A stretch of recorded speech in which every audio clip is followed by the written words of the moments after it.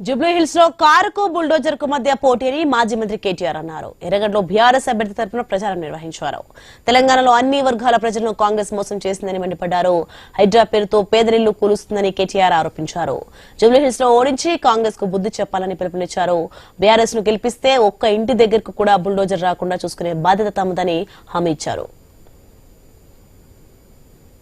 పెట్టలే అందరిని మోసం చేసిండు. పుట్టిన పిల్లగాడి నుంచి మొదలు పెడితే చచ్చిపోయే వయసులో ఉండే పెద్ద మనుషుల దాకా అందరిని మోసం చేసింది కాంగ్రెస్ ప్రభుత్వం, కాంగ్రెస్ నాయకత్వం. ఇందిరమ్మ రాజ్యం అంటే ఇవాళ ఇండ్లు కట్టుడు కాదు, మొత్తం కూలగొట్టుడు దుకాణం పెట్టిండు.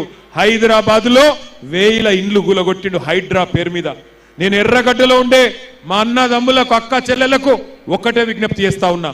ఈ ఎలక్షన్ జరుగుతున్నది కారుకు కాంగ్రెస్ వాళ్ళ బుల్డోజర్ కు మధ్యన జరుగుతున్నది.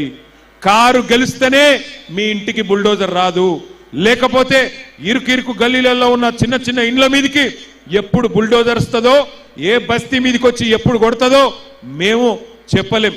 మీరు గిన్న కాంగ్రెస్ కోటేస్తే మిమ్మల్ని కాపాడే తందుకు ఎవరు ఉండరు. ఎందుకంటే కత్తి మళ్ళా కాంగ్రెస్ వానికి ఇచ్చి యుద్ధం మమ్మల్ని చేయమంటే మాకు చేత కాదు. మీరు కత్తి మాకు ఇయ్యండి, మేము యుద్ధం మీకోసం చేస్తాం. బుల్డోజర్ మీ ఇంటికి రాకుండా చూసే బాధ్యత మాది. ఒక్కలను కూడా ఇడిచిపెట్టలే, అందరిని మోసం చేసిండు.